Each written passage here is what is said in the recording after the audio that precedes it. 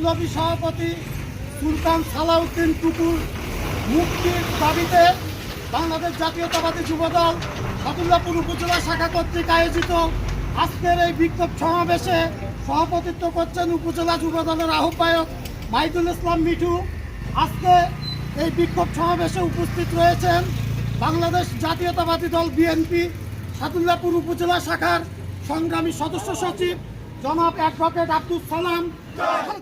মুক্তি চাই, মুক্তি মুক্তি মুক্তি চাই, টুকি ভাইয়ের মুক্তি চাই, মুক্তি মুক্তি চাই, মুক্তি মুক্তি মুক্তি চাই, ভাইয়ের মুক্তি চাই। খালেদা জিয়ার ভয় নাই, রাজপথ ছাড়ি নাই, রাজপথ ছাড়ি নাই, খালেদা জিয়ার ভয় নাই।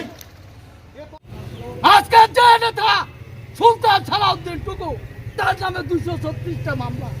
কি বলেন এই সরকারের আমলে? তাহলে কিভাবে রাজনীতি করবে? এই সরকারের আমলে কোন গণতন্ত্র আছে?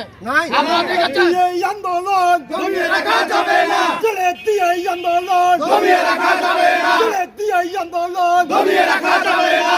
আপনারা লক্ষ্য করেছেন কিছুদিন পূর্বে আমরা বিক্ষোভ মিছিল করেছি। আমাদের এলাকার কৃতি সন্তান হাবিবুল নবী সোহেল ভাবে জেলা পর্যায়ে বিক্ষোভ সমাবেশ ছিল। সেই বিক্ষোভ সমাবেশে আমরা শুনতে পেরেছি তার নাম 17টি মামলা। আজকে যদি প্রতিদিন কোর্টে হাজিরা দেয় তাহলে তো কোর্টে জাতি তার দিন শেষ হবে। কি বলেন আপনারা? আমি একজন অ্যাডভোকেট হিসেবে বলতে চাই, আজকে আমাদের যারা বিএনপির নেতা কর্মী সারা বাংলাদেশে কোর্ট কাছারির যাতে আমাদের সংসার জীবন শেষ হয়ে যাচ্ছে বন্ধুরা। তাই এই সরকারকে পতন না হওয়া পর্যন্ত, অবৈধ সরকারকে পতন না হওয়া পর্যন্ত আমরা রাজপথ ছেড়ে কখনোই যাব না। সুলতান সালাউদ্দিন টুকু এই শেখ হাসিনার আতঙ্ক, আজকে তিনি যখন আজকে কারাগারে গিয়েছেন, জাতীয়তাবাদী যুবদল প্রতিবাদ করতে পারবে না। এটা বাংলাদেশের কোনো নিয়ম হতে পারে না।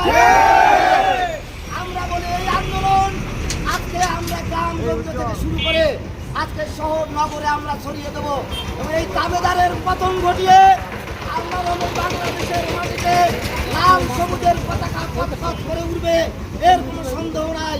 আজকে যারা আমাদেরকে বাধা দিচ্ছেন, আজকে যারা আমাদেরকে হুমকি দিচ্ছেন, তাদেরকে বলি আমরা 3 বারের আজকে এই দেশ চালানো একটা দল। টুকু ভাই চাই, টুকু ভাইয়ের মুক্তি চাই, মুক্তি মুক্তি মুক্তি চাই।